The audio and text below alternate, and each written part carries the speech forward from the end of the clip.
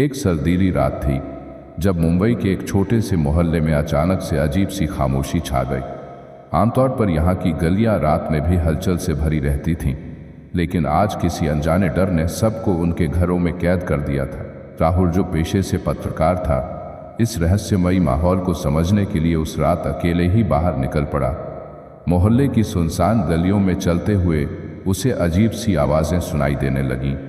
वो जानता था कि ये कोई आम रात नहीं थी। राहुल को कुछ दूरी पर एक पुरानी सुनसान हवेली दिखी। इस हवेली के बारे में मोहल्ले में कई कहानियां प्रचलित थीं। कहा जाता था कि यहाँ कई साल पहले एक खतरनाक अपराध हुआ था और उसके बाद से ही यह जगह भूतिया हो गई थी। लेकिन राहुल को भूत प्रेतों पर विश्वास नहीं था।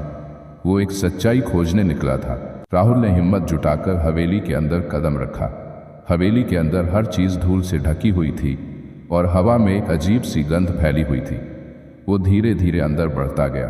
अचानक उसे किसी के चलने की आवाज़ सुनाई दी। उसके रोंगटे खड़े हो गए, लेकिन उसने खुद को संभाला और आवाज़ की दिशा में आगे बढ़ा। आगे एक कमरे में उसे हल्की सी रोशनी दिखाई दी।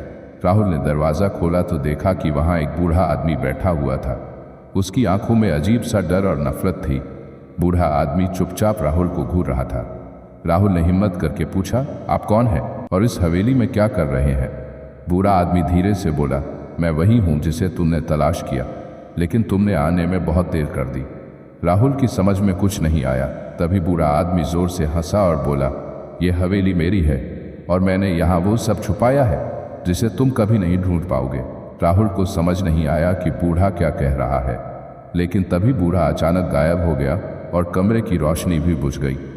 राहुल घबराकर कमरे से बाहर भागा। हवेली के बाहर आते ही उसने महसूस किया कि पूरी हवेली जल रही है। उसने पीछे मुड़कर देखा तो वो बूढ़ा आदमी उसे फिर से घूर रहा था, लेकिन इस बार उसकी आंखों में सिर्फ नफरत थी। राहुल जैसे तैसे उस जलती हुई हवेली से बचकर बाहर निकला। उसने पुलिस को फ़ोन किया और पूरी घटना बताई। पुलिस जब वहां पहुंची तो उन्हें कोई भी जली हुई हवेली नहीं मिली। सब कुछ सामान्य था, जैसे वहां कुछ हुआ ही ना हो।